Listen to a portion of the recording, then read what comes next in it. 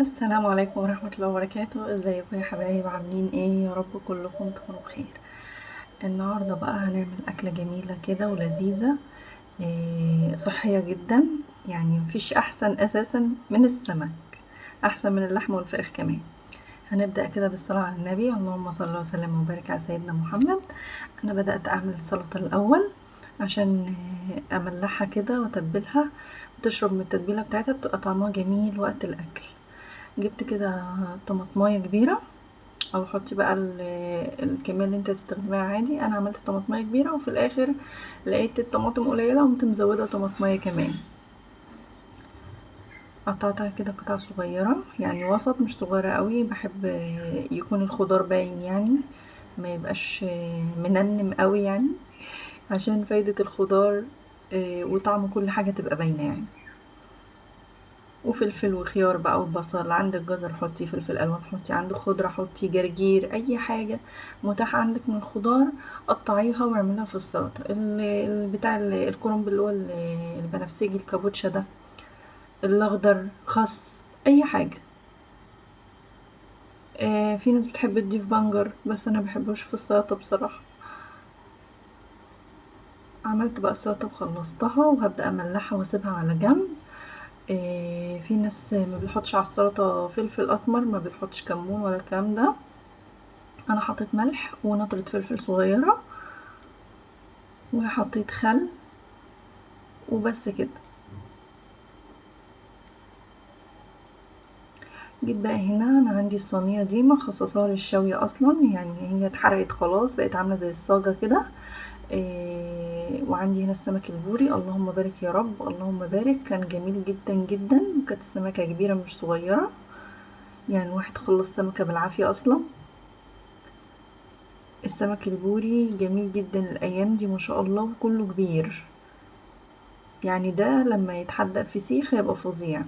السمكة الصينية دي يا جماعة أنا مبغسلهاش، لأن هي أساسا لازم تكون محروقة كده. لما تكون محروقة كده بتشويلك السمك جميل جدا، يعني ما بتحرقهوش.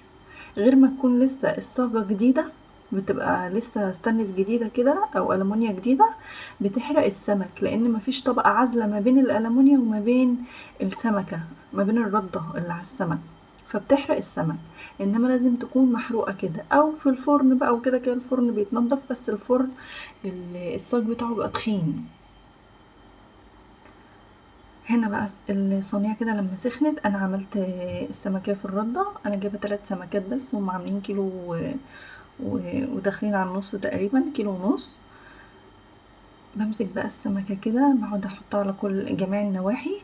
عايزة اقول لكم ان السمك لازم وانتي بتشويه ما تخلوش اسود كله، يعني خلي من ناحية البطن فيه لسه الردة باينة.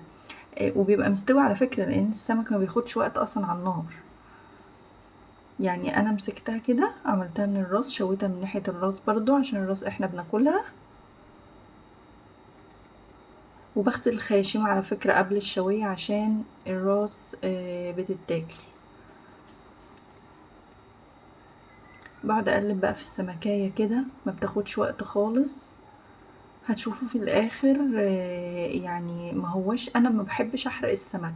يعني الشوايات بره بيحرقوه، بيخلوه اسود كله، ما بيخلوش حتة من السمكة باينة، بتبقى كلها سودة سودة كده. لا انا بخليهاش كده، وهي دي الشواية الصح على فكرة، عشان السمك ما ينشفش وما يبقاش مجلد معاكي. يعني من ناحية البطن كده بتلاقيه بيج، ما بحرقهوش. وبرده في البولتي نفس النظام، انما ان انت تخلي السمكة سودة كلها، ده انت كده حرقتي السمك، مش شويتيه، حرقتيه. بخليه بقى على البطن شوية كده، مش كتير، عشان برضو زي ما بقول لكم ما بحرقهوش. بقعد اقلبها على الظهر اهم حاجة، عشان الظهر من ناحية الفصوص. وطلعت السمكة فوق شوية كده عشان الديل برضو اشويه، لان السمكة كبيرة على الصينية، فمش مش مكفية الصينية، مش مكفية السمكة، ما شاء الله اللهم بارك، يعني جميلة جدا. يعني حجمها حلو قوي قوي، ده في الفسيخ هيبقى رهيب. وبصوا بقى الدخنة طالعة عاملة ازاي، السمكة سمينة بطريقة، اللهم صل على النبي. طبعا مشغلة الشفاط والشباك فوق البوتاجاز اصلا، فكل حاجة قاعدة تتشفط. من الدخنة دي. خلصت انا بقى ال3 سمكات كده. بالنسبة للبوري، البوري انا بحط عليه ملح وفلفل، بس فلفل بسيط، ممكن تحطي شطة، ما بضيفش اكتر من كده. انما البلطي انا بعمله اللي هي التومة بالمية. غرفت بقى كده الطبقين دول للسلطة كده، وكنت عاملة رز بشعرية. غرفت برضو طبقين كده على قدنا، وغرفت لابني طبق صغنون كده، يعني يا رب ياكلوا اساسا.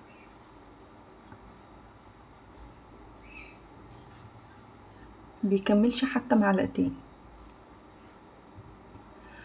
وخلصت كده بقى الغرف بتاعي. هاجي بقى للسرفيس بتاعي، هحط السمك.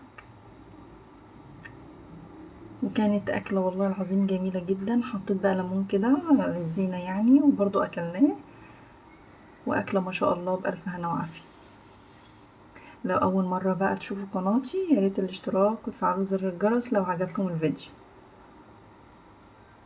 هسيبكوا بقى مع الجمال ده تشوفوا بقى. والسمك مستوي وجميل، وكان مبطرخ على فكره. بسم الله ما شاء الله. شايفين بقى الجمال. انا من عشاق السمك البوري في الشوية وفي الفسيخ. وبيتعمل سنجاري برضو بقى جميل جدا. بيتعمل بزيت وليمون. السمك البوري بصراحة ليه يعني ركن خاص كده في القلب.